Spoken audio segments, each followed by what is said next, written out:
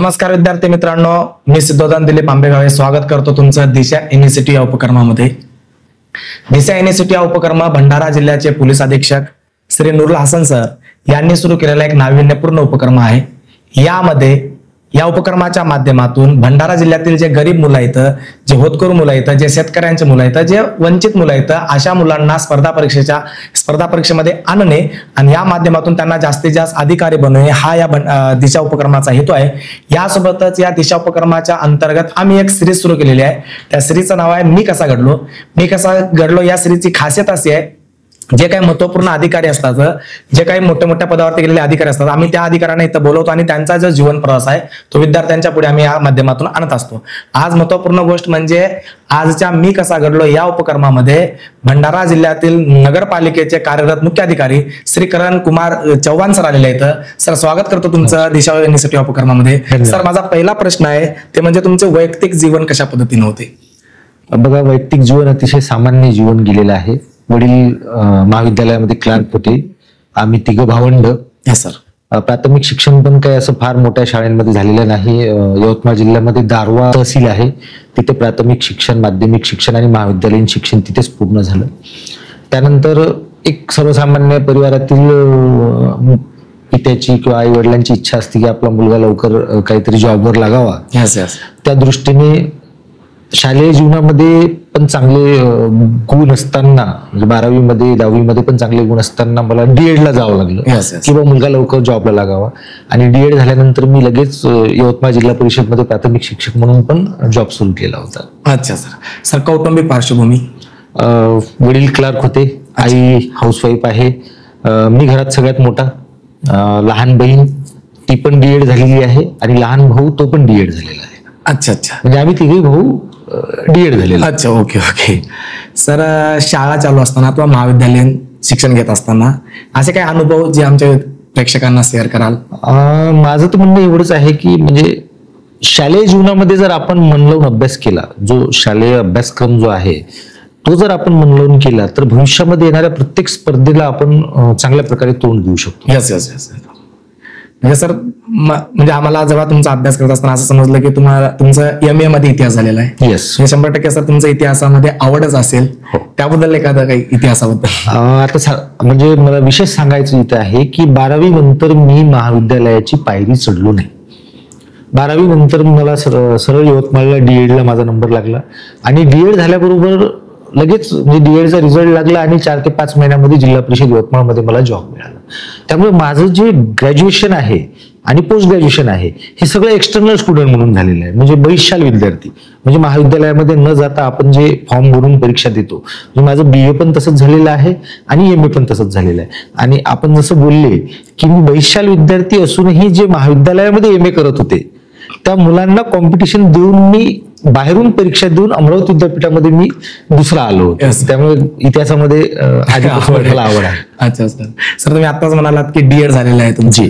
जर डीएड झालेला असेल तर तुम्ही शिक्षक म्हणून कार्य केलेलं आहात। शिक्षक म्हणून कार्य करत असताना तिथला जो अनुभव आहे तो प्रशासनामध्ये कशा पद्धतीने उपयोगी पडला? बघा, शिक्षक म्हणून काम करताना फार काही कालावधी मला मिळाला नाही, 2-3 वर्ष मिळाले। पण एक गोष्ट जाणवली ग्रामीण भागामध्ये, खास करून ग्रामीण भागात मी काम केलं की मुलांमध्ये जर लहानपणापासूनच जर त्यांचा जो बेस आहे, पाया जो आहे तो जर मजबूत असला तर ते भविष्यामध्ये आपल्या प्रत्येक गोष्टीला, प्रत्येक संकटाला, प्रत्येक स्पर्धेला ते तोंड देऊ शकतात। यस सर, MPSC तुम्ही आता पदावरती आहात MPSC माध्यमातूनच, परंतु MPSC खूप अवघड परीक्षा आहे असं म्हटलं जातं, कारण की मुलं खूप असतात, जागे कमी असतात, त्याच्यामध्ये मग रेशो खूप कमी असतो। त्यातल्या त्यात सर अभ्यास करताना एक 3-4 वर्ष, 4-5 वर्ष घालावं लागतात असं म्हटलं जातं। पण जर सर असं मला समजलं की तुम्ही पहिल्याच प्रयत्नामध्ये PSI झाला, त्यानंतर लगेच दुसऱ्या प्रयत्नामध्ये मुख्य अधिकारी झालेला आहात, त्याच्याबद्दल एकदा? बघा, हे जे मुलांमध्ये किंवा स्पर्धा परीक्षा करणाऱ्या मुलांमध्ये एक नवीन संकल्पना रुजली आहे की MPSC UPSC म्हटलं की खूप कठीण आहे। कोणतीही स्पर्धा असेल ती आयुष्यातली, आपल्या पर्सनल आयुष्याची स्पर्धा असो की शिक्षणाची स्पर्धा असो, ती कठीण असणारच आहे। आणि जसं की तुम्ही बोलले की खूप मुलं परीक्षा देतात, लाखो मुलं या परीक्षेची तयारी करतात आणि जागा असतात 500-600 जागा, त्यामुळे तयारी तर आपल्याला करावीच लागेल। ठीक आहे, जसं आपण बोलले की मी एका तालुका स्तरावर शिकलेला मुलगा आहे. त्यावेळेस एमपीएससीचा कोणत्याही प्रकारचं वातावरण त्या तालुक्यामध्ये नव्हतं. मी 2008-9ची गोष्ट सांगतो आपल्याला. म्हणजे एमपीएससी काय आहे हे फारशा मुलांना त्यावेळेस तालुका स्तरावर किंवा ग्रामीण स्तरावर माहितीही नव्हतं. मला डीएड चालू असताना एक चांगला अनुभव असा आला, म्हणजे मला सांगायला आनंद होतोय की मला डीएडला जे प्राध्यापक होते ते सध्या इथे कार्यरत आहे आपल्या भंडारा जिल्ह्यामध्ये. अच्छा अच्छा. सहाय्यक आयुक्त कौशल्य विकास सुधाकर झळके सर. Okay okay. हे सुधाकर झळके सर आम्हाला जेव्हा डीएडला शिकवायचे तेव्हा ते जे शॉर्ट पिरियड असतो मधला कालावधी सुट्टीचा, त्या कालावधीमध्ये ते काहीतरी पुस्तक वाचायचे. तर मला एकदा खूप म्हणजे ओढलं वाटायची की भाई सर काय वाचतात.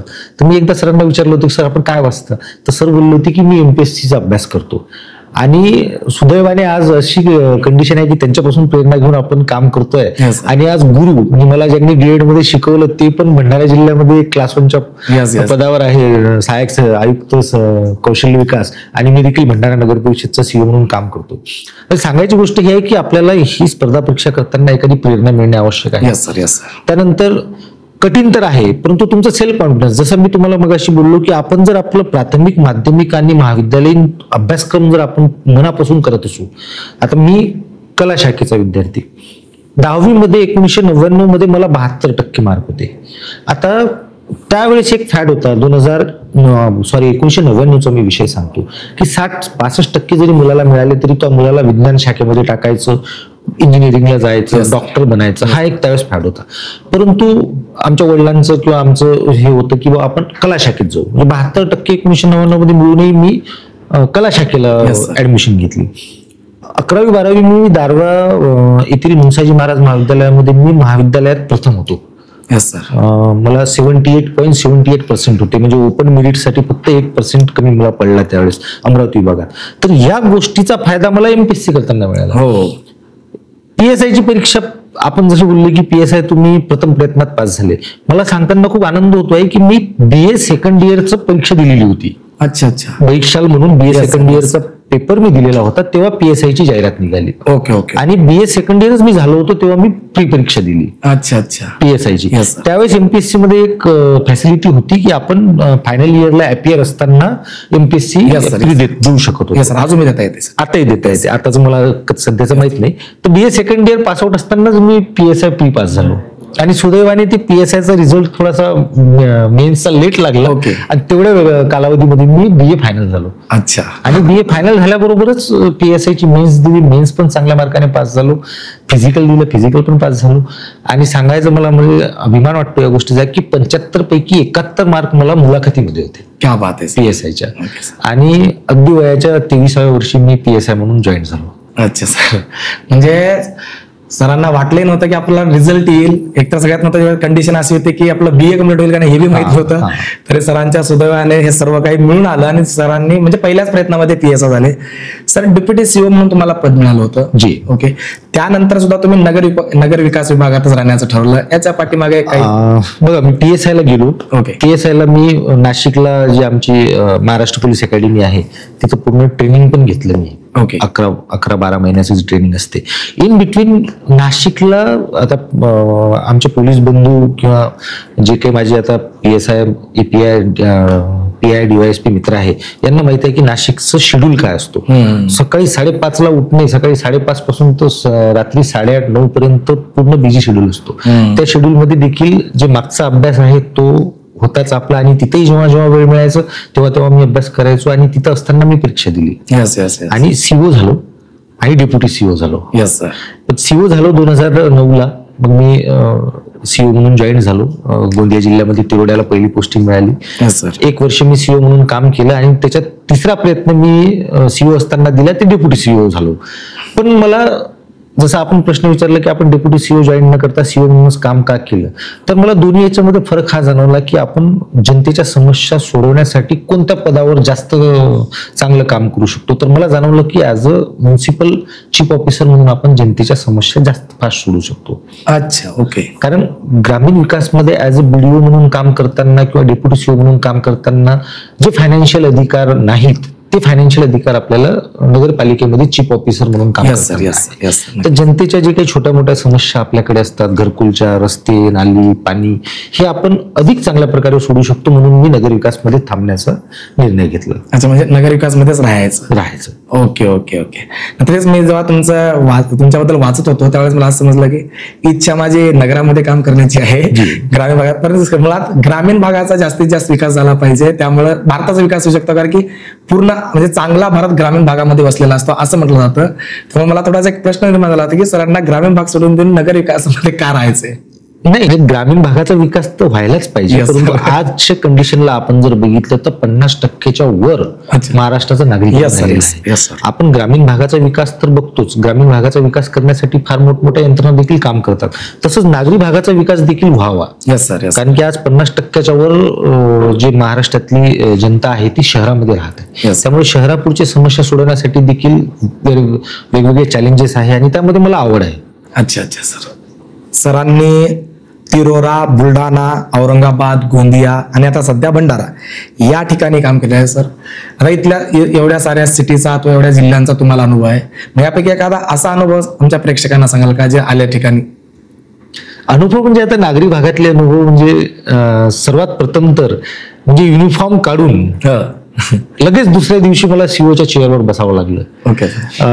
9ची कंडिशन अशी होती की एमपीएससी मार्फत जेव्हा निवड व्हायची, आता कसं आहे, आता एमपीएससीची निवड झाली की 1 वर्षाचा अगोदर ट्रेनिंग दिल्या जाते, त्याला सीपीटीपी बॅच आपण म्हणतो. पण त्यावेळेस 8, 9, 10 मध्ये असं होतं की एमपीएससी द्वारे ऑर्डर मिळाली की सरळ आपल्याला त्या पदावर जॉईन व्हावं लागायचं. तर मी महाराष्ट्र पोलीस अकॅडमीत असतानाच मला सीओची ऑर्डर आली, मी डायरेक्ट PSIचा राजीनामा दिला आणि दुसऱ्या दिवशी मी सीओ म्हणून जॉईन झालो. म्हणजे त्याच्यातलं ABCD ही मला माहित नव्हतं. म्हणजे नगर विकास विभागात आपल्या सीओ कडे कोणतं कामकाज येतो, कोणत्या फाईल येतो, या सगळ्या झिरो पासून आपल्याला शिकावं लागलं. हे सगळ्यात मोठं चॅलेंज. म्हणजे विकास कामं कशी चालतात, लोकांचं टॅक्स असेसमेंट कसं होतो, फेरफार कसं होतो, या सगळ्या गोष्टी झिरो पासून शिकावं लागल्या. हा तर माझा पहिला पोस्टिंगचा अनुभव. त्यानंतर आता आपण बोलले की आपण वेगवेगळ्या ठिकाणी काम केलं, तर वेगवेगळ्या ठिकाणचं कल्चर वेगवेगळं आहे. जसं मी गोंदिया जिल्ह्यात काम केलं. गोंदिया जिल्ह्यात माझ्या 2 वेळा पोस्टिंग झाली. सगळ्यात पहिली पोस्टिंग तिरोडाच होती आणि नंतर आताची याच्या आधीची पोस्टिंग गोंदिया प्रॉपर. तर तिथलं कल्चर वेगळं आहे. तिथं बोलताना आपल्याला हिंदीचा वापर जास्त करावा लागतो. लोकल लँग्वेज हिंदी जास्त वापरला. दुसरी माझी पोस्टिंग बुलढाणा जिल्ह्यात झाली. बुलढाणा जिल्हा म्हणजे विदर्भाचा एकदम कोर एरिया म्हणू आपण, जिथं प्युअर मराठी चालते. तर ते एकदम हिंदी मधून मराठीत गेल्यानंतर ते लोकांशी संवाद साधताना थोडी अडचण गेली. लोकांची मेंटॅलिटी पण थोडीशी वेगळी असते, इथल्या शहराच्या समस्या वेगळ्या, तिथल्या वेगळ्या. त्यानंतर तिसरी पोस्टिंग मी डायरेक्ट औरंगाबादला गेलो, मराठवाडा.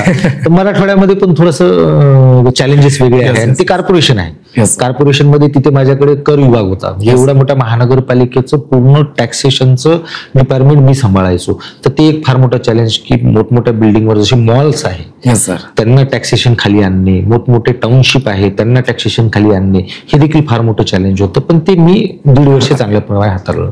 अच्छा सर, तुम्ही बोलता एक शब्द वापरला होता की अंगावरची वर्दी काढून नंतर इथं मुख्याधिकारी म्हणून काम करणे.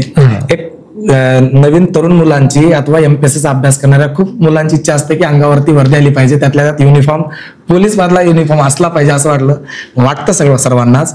त्यातल्या तुम्हाला पण युनिफॉर्म मिळाला होता सर. म्हणजे हा युनिफॉर्म अंगावरती काढताना काही असं वाईट वाटत होतं? खूप जास्त वाईट वाटलं. आणि मी तुम्हाला सांगतोय की माझं जेव्हा डेप्युटी सीओ जेव्हा सिलेक्शन झालं तेव्हा डेप्युटी सीओच्या वर माझं DYSP प्रिफरन्स होतं. अरे आय विश टू, म्हणजे मी सीओ जरी जॉईन झालो असलो तरी एक खादीशी जो आपलं एक नाळ जुळली होती. आणि माझा फ्रेंड सर्कल आजही, मला सर्व्हिसला 16 वर्ष झाले, तर सिव्हिल मध्ये जेवढे माझे मित्र नाहीत ना तेवढे मित्र माझे पोलीसमध्ये आहेत. तर डेप्युटी सीओ सिलेक्शन झालं तेव्हा माझं 7 की 8 मार्काने DYSP उठलं. अच्छा सर. म्हणजे तुम्ही जे म्हणताय ना की वर्दी काढताना दुःख झाला नाही का, तर नक्कीच दुःख झाला.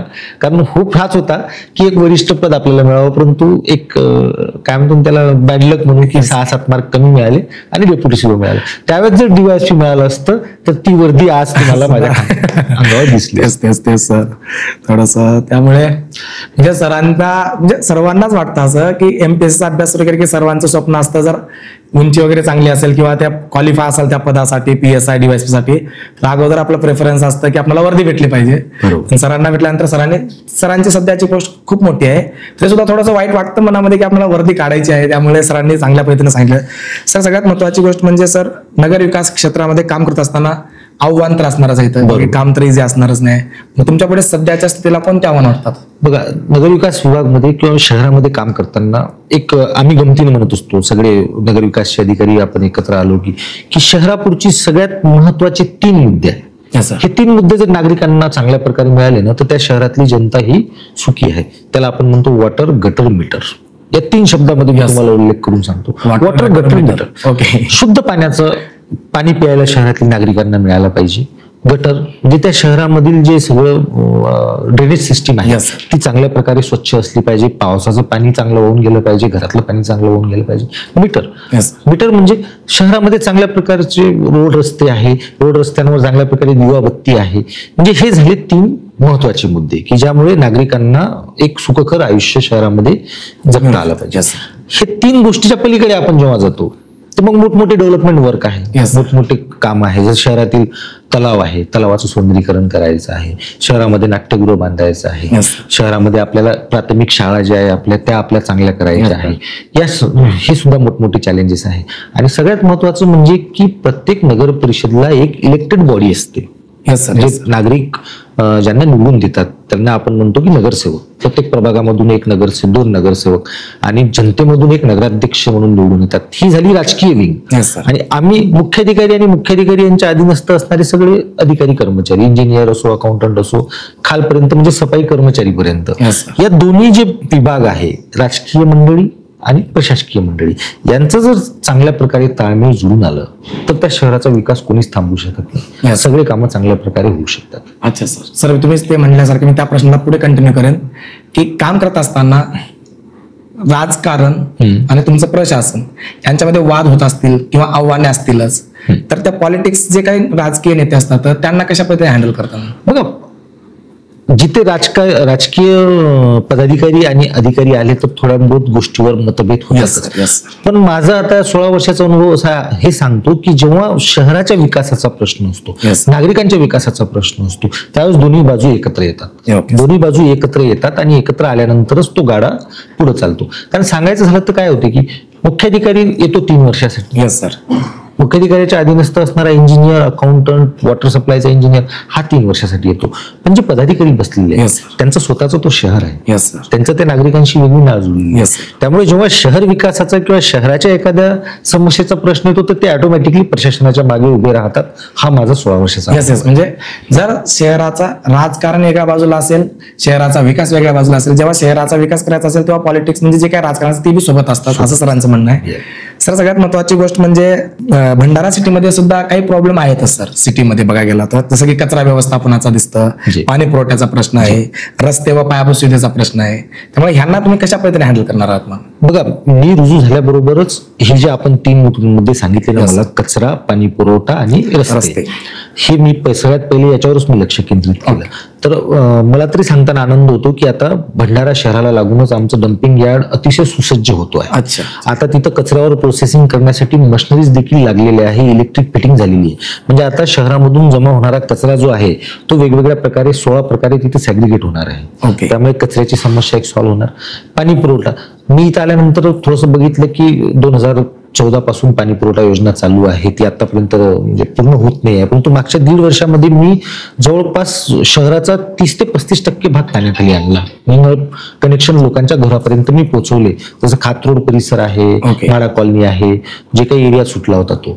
आणि रस्ते यासाठी थोडे खराब दिसत आहे की आपल्या शहरामध्ये अंडरग्राऊंड ड्रेनेज सिस्टीम चालू आहे. आणि जेव्हा भूमिगत गटार योजना ज्या शहरामध्ये असते तर त्याचा नियम असा असतो की रस्त्याच्या मधातून फोडून आपल्याला पाईप टाकावं लागते. म्हणून ते सामान्य नागरिकांना काय वाटते की फार रस्ते फुटले आहे, तर ते रस्ते कव्हर होणार आहे. त्या रस्त्यावर पुन्हा आपण दुरुस्ती करणारच आहोत.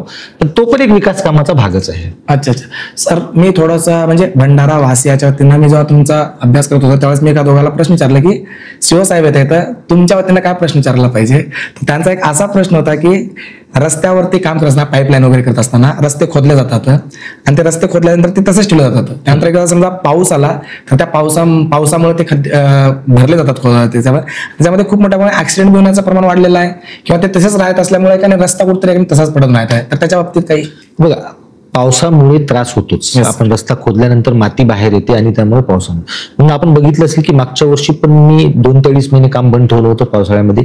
यावर्षी पण मी 2 ते 2.5 महिने पावसाळ्यामध्ये काम बंद ठेवलं आणि जिथे जिथे असं चिखल वगैरे होण्याचा प्रकार होता तिथे तिथे यावर्षी म्हणजे मागच्या 10 वर्षामधल्या इतिहासामध्ये यावर्षी सगळ्यात जास्त चुरी आणि रेती आम्ही वापरली. अच्छा. जिथं चिखल होतोय तिथं 24/7 आमची एक टीम कार्यरत होती की तिथं चुरी आणि मुरुम टाकायचं. त्यामुळे यावर्षी आपण जर सर्वसामान्य नागरिकातही गेले तर आपल्याला दिसेल की यावेळेस ती समस्या कमी आली. अच्छा सर, एक प्रश्न मला विचारायचा आहे तुम्हाला. जसं बघा, भंडारा जिल्ह्यामध्ये खूप रील्स बनवले जातात.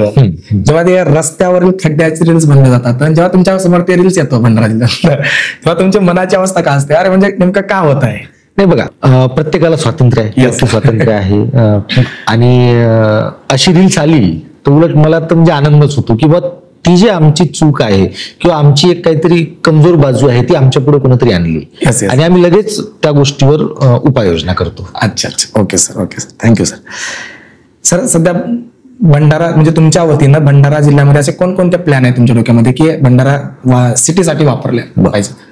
बघा, आता आमच्या पुढे सगळ्यात महत्वाचे जे टार्गेटेड प्रोजेक्ट आहे जे भंडारा शहरामध्ये सुरू आहे. आपल्याला माहित असेल की भंडारा शहराच्या मधोमध खांब तलाव आहे. Yes sir. जो की अतिशय म्हणजे पहिलीची स्थिती जर आपण बघितली खांब तलावाची ते एकदम काहीच नव्हतं, फक्त तलाव होता. हो सर. आता म्हणजे मला तरी सांगताना अतिशय आनंद होतोय की नागपूर विभागामध्ये कोणत्याच नगर परिषदचा एवढा मोठा प्रोजेक्ट नसेल जेवढा मोठा प्रोजेक्ट आपल्या भंडारा नगर परिषदचा खांब तलावचा आहे, जो की येणाऱ्या 1 वर्षानंतर भंडारा शहरातील पर्यटन स्थळ राहणार आहे.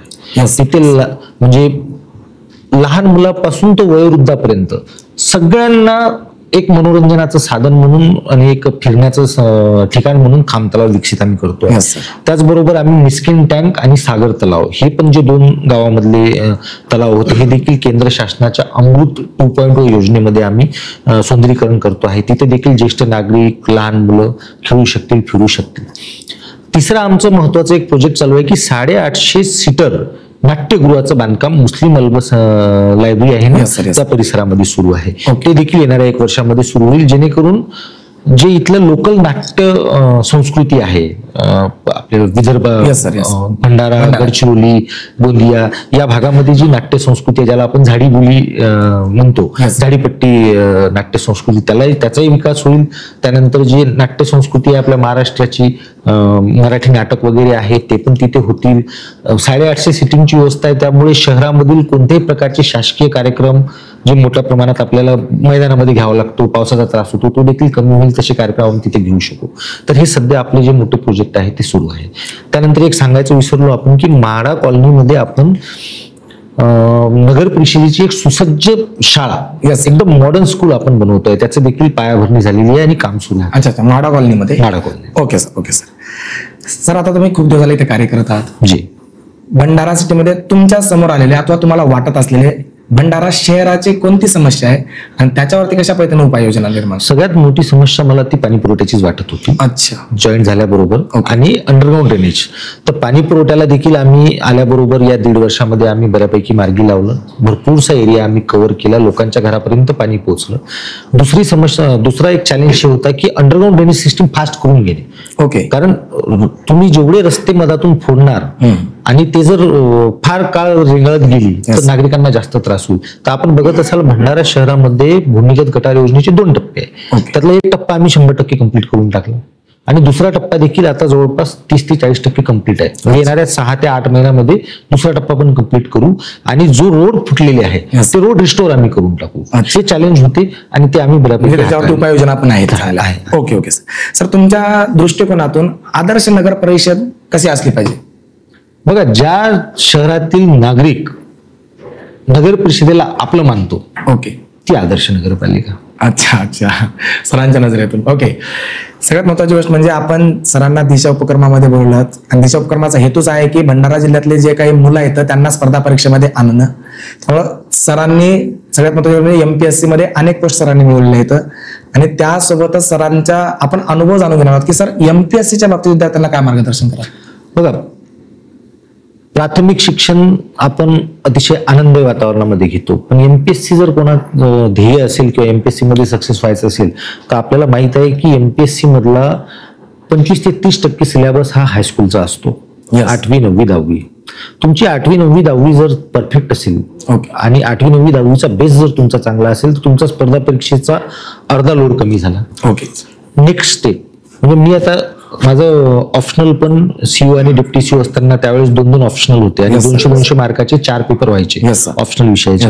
तर माझे ऑप्शनल पण पॉलिटिकल सायन्स आणि हिस्ट्री होते, जे की कॉम्बिनेशन कोणी घेत नाही. आपण बघितलं असेल की तो पिरियड असा होता 9, 10, 11चा की एक टफ विषय घ्यायचा आणि एक हलका विषय घ्यायचा, म्हणजे होम सायन्स वगैरे जो किंवा सोशलॉजी वगैरे. माझे दोन्ही विषय एकदम म्हणजे जे कोणीच कॉम्बिनेशन घेत नाही, हिस्ट्री आणि पॉलिटिकल सायन्स, तर हा कॉम्बिनेशन होता. याला कारणीभूत का होतं? कारण की मला 8वी 9वी 10वीला नागरिक शास्त्र आणि इतिहासामध्ये मला इंटरेस्ट होता, इतिहास मला वाचायला आवडायचं. 11वी 12वीला मला राज्यशास्त्र आणि इतिहासामध्ये मला आवड होती आणि तो सगळा सिलेबस जो आहे तो सगळा मला पाठ होता.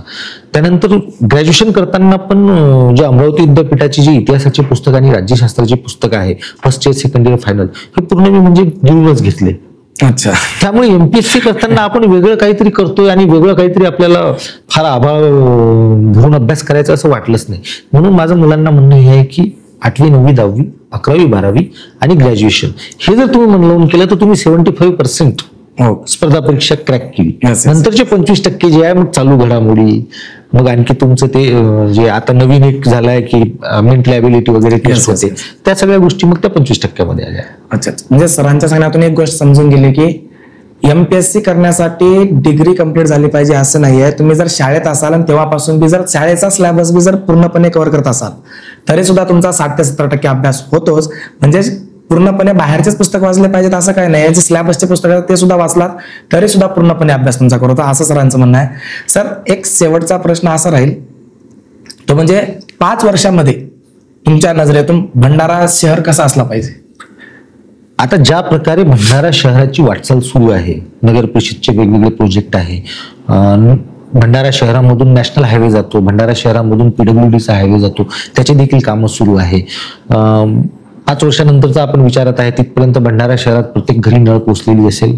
भंडारा शहरातील अंडरग्राऊंड सिस्टीम म्हणजे जे आता नालीमधून जे घाण पाणी वाहतो, दुर्गंधी पसरते, ते संपलेली असेल, कारण की अंडरग्राऊंड योजना जी आहे आपली ती सुरू झालेली असेल. कारण 13.5 MLDचा माझा STP प्लॅन्ट ऑलरेडी तयार होऊन पडलेला आहे. म्हणजे प्रत्येक घराला डोअर टू डोअर कनेक्शन देऊन घरातलं देखील सांडपाणी आता उघड्या नालीमध्ये न जाता तो डायरेक्ट प्रोसेस व्हायला STP ला जाईल. तर येणाऱ्या 5 वर्षामध्ये तुम्हाला नालीमध्ये कुठेच घाण पाणी किंवा घाण कचरा दिसणार नाही, केवळ पावसाचं पाणी वाहून जाण्यासाठी नाली दिसेल.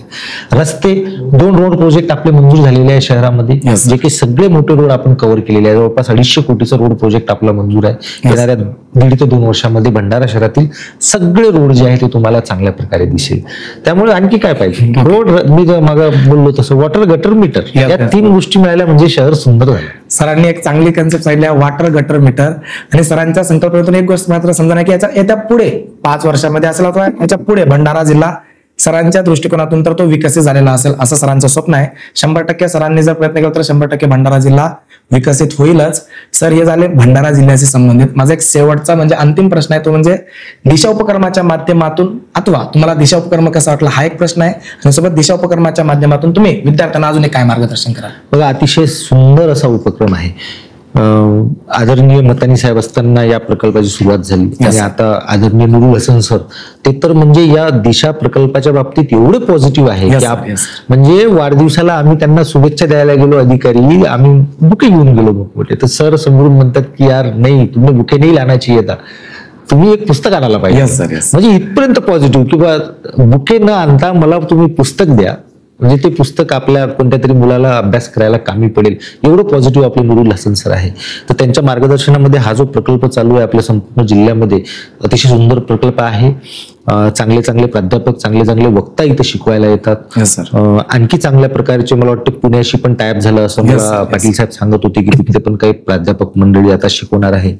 तर आपण होप करू की भंडाऱ्यासारख्या जिल्ह्यामधून जास्तीत जास्त मुलं स्पर्धा परीक्षेमध्ये यशस्वी होतील. मग ते आणि स्पर्धा परीक्षा म्हणजे फक्त काही डायरेक्ट UPSC MPSC आपल्या डोक्यामध्ये असते ते नको. जसं आता मी जस्ट एका कार्यक्रमातून आलो, आज पूर्ण महाराष्ट्रामध्ये जवळपास 10,000 ऑर्डरी वाटल्या गेलेल्या आहेत. त्यामध्ये 5,000 ऑर्डरी या अनुकंपाच्या होत्या आणि 5,000 क्लरिकल आणि क्लरिकलच्या ऑर्डरी या सरळ सेवा भरतीच्या होत्या. म्हणजे आपण फक्त MPSC आणि UPSC जर उद्देश ठेवला तर क्लरिकल कोण करेल? हो, भरपूरशी स्कोप आहे. कलेक्टर ऑफिसमध्ये जागा निघतात, तलाठी आहे, जिल्हा परिषदच्या असतात ग्रामसेवक, नगर परिषदमध्ये इंजिनियर, अकाउंटंट याच्या परीक्षा आहे. हे देखील मुलांपर्यंत आपल्याला पोहोचवणं आवश्यक आहे. आणि बऱ्याच गोष्टी माहित नसतात आणि MPSCचा अभ्यास करताना ऑलरेडी त्यांचा हा अभ्यास झालेला असतो. त्यामुळे कंटिन्यू माझं मुलांना म्हणणं हेच आहे की आपण MPSC UPSC तर ठेवाच आपल्या डोळ्यापुढे, पण या गोष्टी देखील ठेवा की आपल्याला या परीक्षा देखील आपण देऊ शकतो आणि उत्तीर्ण होऊ शकतो आणि स्वतःच्या पायावर आपण उभं राहू शकतो. अच्छा, म्हणजे सरांचा सांगण्याचा हेतू आहे की तुमचं स्वप्न मोठं असलं पाहिजे, MPSC असेल UPSC असेल, परंतु ह्याचा अर्थ असं नाही की तीच पोस्ट मिळेल ह्याच्यासाठीच प्रयत्न करेन. बाकीच्या जे काही पोस्ट असतात स्पर्धा परीक्षेमधले ते पण हातामध्ये घ्या. सोबत जर सरांचाच प्रवास भेटला तर सरांकडे अनेक पोस्ट मिळत गेले आणि सरांनी स्वतःचं स्वप्न पूर्ण केलं, तसं जे काही छोट्या मोठ्या पोस्ट असतात ते हातामध्ये घ्या. सोबत तुमचं काही जे काही स्वप्न आहे MPSC मधून अथवा UPSC मधून ते पण पूर्ण करण्याचा प्रयत्न करा. सरांनी अतिशय चांगल्या पद्धतीने आपल्याला सरांचा जीवन प्रवास आणि भंडारा शहरासाठीचं त्यांचं जे नियोजन अथवा जो काही प्लॅन आहे तो सुद्धा आपल्या पुढे चांगल्या पद्धतीने विशद केलेला आहे. सर धन्यवाद सर, तुम्ही दिशा उपक्रम याला भेट दिलेल्या चांगल्या पद्धतीने दिशा उपक्रमाच्या माध्यमातून भंडारावासियांना मार्गदर्शन केलं त्याबद्दल मी मनपूर्वक एकदा तुमचा आभार व्यक्त करतो. धन्यवाद सर.